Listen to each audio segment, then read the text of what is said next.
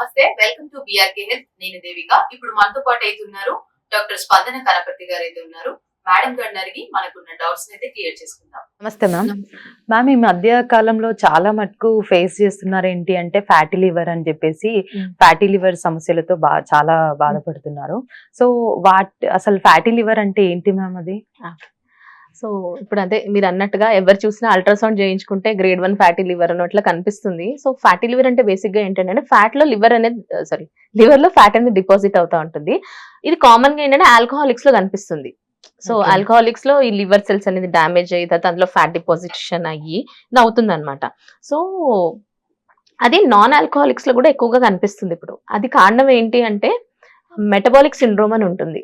Metabolic syndrome అంటే ఏంటంటే usually metabolic syndrome ఉందా లేదా అని ఎవరికైనా ఎట్లా అంటామంటే ఒక 5 ఫ్యాక్టర్స్ ని తీసుకుంటాం.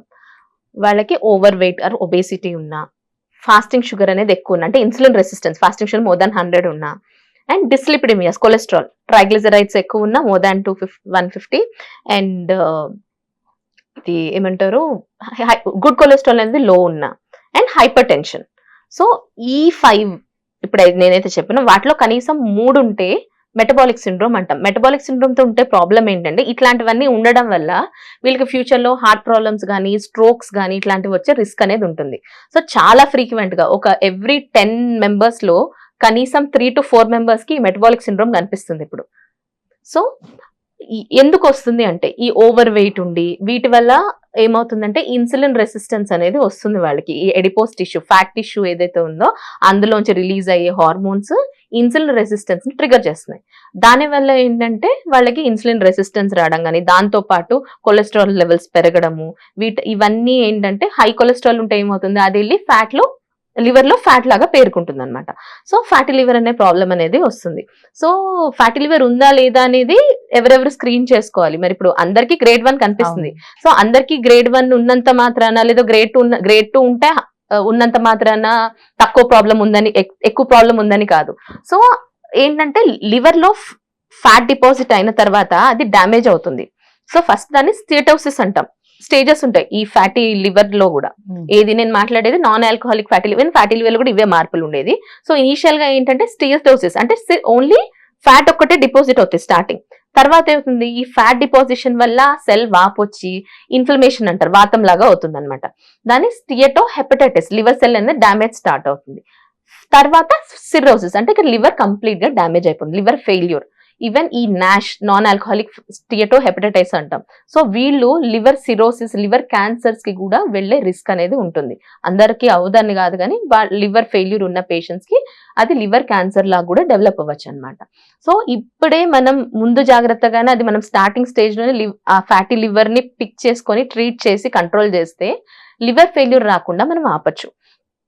సో అసలు ఎట్లా కనుక్కోవాలి, ఎవరు టెస్ట్ చేసుకోవాలి? గ్రేడ్ 1 ఫ్యాటీ లివర్ ఉన్న ప్రతి ఒక్కళ్ళు భయపడాలా అంటే మనకి ఫస్ట్ చూసుకోవాలి. యూజువల్లీ ఎవరు చేయిస్తారండి మామూలుగా ఈ routine health checkups as a part of routine health checkups కానీ లేదంటే డయాబెటిక్స్ రొటీన్ గా స్క్రీన్ చేసుకుందామని కానీ చేయిస్తారు. సో ఐడియల్ గా మీరు ఏమన్నా మీకు కొలెస్ట్రాల్ ప్రాబ్లం ఉన్నా, డయాబెటిక్ అయి ఉన్నా, హైపర్ టెన్సివ్స్ అయినా, లేదు అంటే మీరు ఓవర్ వెయిట్ ఉన్నారు, ఒబేజ్ ఉన్నారంటే కంపల్సరీ ఒకసారి అల్ట్రాసౌండ్ చేయించుకోండి. ఆల్కహాలిక్స్ అయితే వాళ్ళకి ఫ్యాటీ లివర్ వస్తుంది, వాళ్ళకైతే ఇంకా రిస్క్ అనేది ఎక్కువ ఉంటుంది. ఆబ్వియస్లీ కామన్ కాజ్ వచ్చేసి ఫ్యాటీ లివర్ కంటే ఆల్కహాలే. నాన్ ఆల్కహాలిక్స్ లో అంటే వాళ్ళకేంటి ఆల్కహాల్ ది కట్ డౌన్ చేస్తే ఆ రిస్క్ అనేది తగ్గిస్తాం. కానీ నాన్ ఆల్కహాలిక్స్ లో ఎట్లా? అప్పుడు ఇవేవన్నా ఉన్నాయో చూసుకోవాలి. సో మీరు డయాబెటిక్ అయినా సరే అన్ని ఒకసారి బీపీ కంట్రోల్ ఉందా చెక్ చేసుకోవాలి, కొలెస్ట్రాల్ ఉందా, కొలెస్ట్రాల్ ఉంటే దాన్ని కంట్రోల్లో పెట్టుకోవాలి, అండ్ వెయిట్ ఓవర్ వెయిట్ ఉన్నా ఇప్పుడు ఇవి 2 నార్మల్ ఉండి కూడా మీరు ఓవర్ వెయిట్ ఉన్నా మీకు ఫ్యాటీ లివర్ వస్తుంది. సో షుగర్ కొలెస్ట్రాల్ నార్మల్ ఉండి కూడా మీరు షుగర్ కంట్రోల్లో పెట్టుకోపోయినా ఫ్యాటీ లివర్ వస్తుంది. సో ఇవన్నీ చెక్ చేసుకోవాలి, చెక్ చేసుకొని ఇవి కంట్రోల్లో పెట్టుకోవాలి. అండ్ ఫ్యాటీ లివర్ ఉంటే యాక్చువల్ ప్రాబ్లం ఉందా మీకు అంటే ఫైబ్రో స్కాన్ అని ఒక టెస్ట్ ఉంటుంది. సో లివర్ లో ఫ్యాట్ డిపాజిషన్ మాత్రమే కాకుండా లివర్ స్టిఫ్ అవుతుందా, డ్యామేజ్ అయ్యి స్టిఫ్నెస్ అనేది స్టార్ట్ అయిందా. సో లివర్ స్టిఫ్నెస్ మెజర్మెంట్ అనేది చేస్తాం ఫైబ్రో స్కాన్ ద్వారా. సో అది చూసుకొని అందులో స్టిఫ్నెస్ బాగా ఉంది స్టార్ట్ అయింది అంటే దాన్ని రివర్స్ చేయడానికి కూడా టాబ్లెట్స్ ఉంటాయి ఈ ఏమంటారు ఫైబ్రోసిస్ ని ఎర్లీ స్టేజెస్ లో. సో దానికోసం ఏంటంటే ఫైబ్రో స్కాన్ చూసుకొని టాబ్లెట్స్ స్టార్ట్ చేస్తే మీకు అది రివర్స్ అవుతుంది అండ్ ప్లస్ వెయిట్ తగ్గిస్తే ఇంకా మీకు ఆ ప్రాబ్లం రాకుండా ఉంటుంది అనమాట. సో ఖచ్చితంగా ఫైబ్రో స్కాన్ అనేది చేసుకోవాల్సింది ఉంటుంది. మనం ఏంటి మీ గ్రేడ్ 1 కానీ గ్రేడ్ 2 ఫ్యాటీ లివర్ కనిపిస్తే దాంతో పాటు మనకి FIB-4 అనే స్కోర్ ఉంది. అందరూ ఫైబ్రోస్కాన్ చేయించుకోలేరు. సో FIB-4 స్కోర్ అనేది ఇప్పుడు ఆన్లైన్ లో కూడా క్యాలిక్యులేటర్ లాగా ఉంటుంది. మీ ప్లేట్లెట్, లివర్ లో ఏ వాల్యూస్ ఉంటాయి ఎల్టీ అని అవి పెట్టి మీరు చెక్ చేసుకోవచ్చు అన్నట్టు మీకు ఆ FIB-4 స్కోర్ ఎట్లా ఉంది అనేది. సో మీకు ఆ రిస్క్ కేటగిరీలో పడుతున్నారు అనుకోండి, అప్పుడు మీరు వెళ్ళి ఫైబ్రోస్కాన్ చేయించుకోవచ్చు అనమాట. సో సరే మీకు ఫ్యాటీ లివర్ ఉంది, సో మరి ఎట్లా కంట్రోల్ చేసుకోవాలంటే ఇందాక నేను చెప్పినట్టుగా డయాబెటీస్ ఉంటే షుగర్ ని స్ట్రిక్ట్ గా కంట్రోల్ పెట్టుకోండి, వెయిట్ లూజ్ అవ్వండి, outside food, process food avoid చేయండి. ఆయిల్స్ దగ్గరకు వచ్చేసరికి కూడా poly unsaturated fatty acids, healthy fats తీసుకోవాలి డైట్ లో. సో మనకి కుకింగ్ ఆయిల్స్ లో అంటే ఈ రైస్ బ్రాన్ కానీ, సన్ఫ్లవర్, కెనోలా, ఆలివ్ ఆయిల్ ఇట్లాంటివి కొంచెం పాలీ అన్సాచురేటెడ్ ఫ్యాటీ యాసిడ్స్ ఎక్కువ ఉంటాయి, నువ్వుల నూనె ఇట్లాంటివి అనమాట. సో అట్లాంటివి ఇంక్లూడ్ చేసుకోండి. ఫ్రైడ్ ఫుడ్స్ తగ్గించండి, ఆయిల్ కన్సంప్షన్ తగ్గించండి, ఎక్కువ స్టీమ్డ్ కానీ బేక్ లాంటివి తీసుకోండి.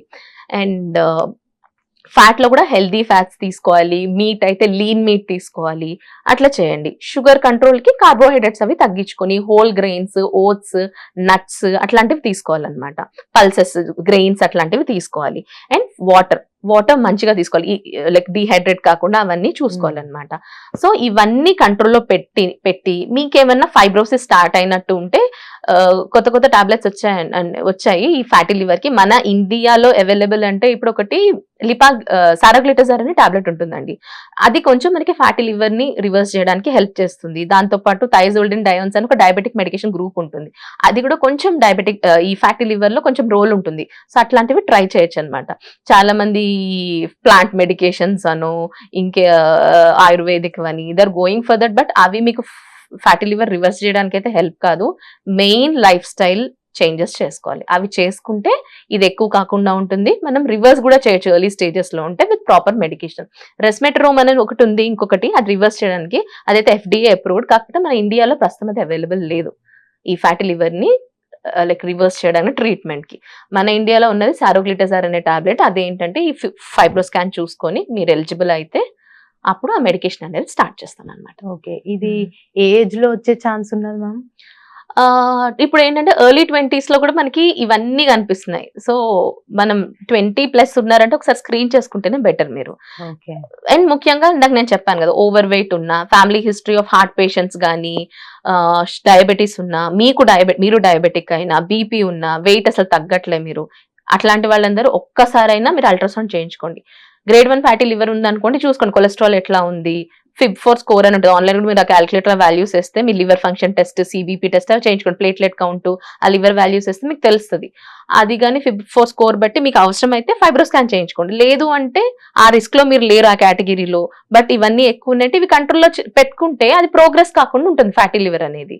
సో అది చూసుకోవాలి, ఎందుకంటే వన్స్ లివర్ ఫెయిల్యూర్ అయితే మీకు లివర్ ట్రాన్స్ప్లాంటేషన్ ట్రీట్మెంట్, ఇంకా లివర్ మళ్ళీ నార్మల్ చేయడానికంటూ మెడికేషన్స్ ఉండాలి. లివర్ సిర్రోసిస్ లోకి వెళ్ళిపోతే final stage, so liver failure లోకి వెళ్ళిపోతే దాన్ని రివర్స్ చేయడం కష్టం. సో ముందుగానే మీరు దాన్ని పిక్ చేసుకొని ట్రీట్ చేస్తే అక్కడ వరకు ప్రోగ్రెస్ అయ్యేదాన్ని మనం ఆపచ్చు అనమాట. ఓకే, సో ఫుడ్ పర్టికులర్ గా ఇది తీసుకోవాలనేసి ఏదైనా ఉందా మ్యామ్ దీనికి? అదే నేను చెప్పింది ఏంటంటే ఆయిలీ ఫుడ్స్ వద్దు, అవాయిడ్ చేసేసారు.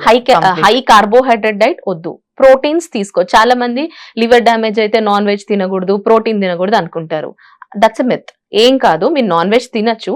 ఇనీషియల్ గా మీకు ఎప్పుడైనా హెల్త్ ఇష్యూస్ ఉన్నప్పుడు, ఫీవర్ ఉన్నప్పుడు, డైజెషన్ సరిగ్గా ఉండదు కాబట్టి ఆ పీరియడ్ ఆఫ్ టైం వరకు అవాయిడ్ చేయాలి మీరు. ఏమన్నా నాజియా, వామిటింగ్స్ అంతే తప్పించి లివర్ ప్రాబ్లం ఉన్నంత మాత్రాన మీరు ప్రోటీన్ అవాయిడ్ చేయొద్దు అనేది దట్స్ అ మిత్ అంతే. బికాస్ ప్రోటీన్ ఇప్పుడు లివర్ లోనే మనకి ప్రోటీన్ తయారైంది, ఆల్బుమిన్ అనేది. సో మీరు లివర్ సరిగ్గా పనిచేయనప్పుడు ఏంటి, కంపల్సరీ ప్రోటీన్ అనేది తీసుకోవాలి. సో ప్రోటీన్స్ బాగా తీసుకోండి.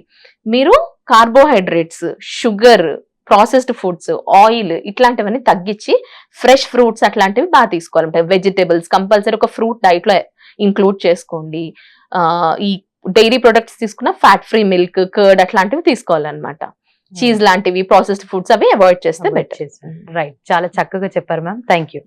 ఇది ఇవాళ ఎపిసోడ్. మరొక ఎపిసోడ్ తో మళ్ళీ కలుద్దాం. అంతవరకు చూస్తూనే ఉండండి PRK Health.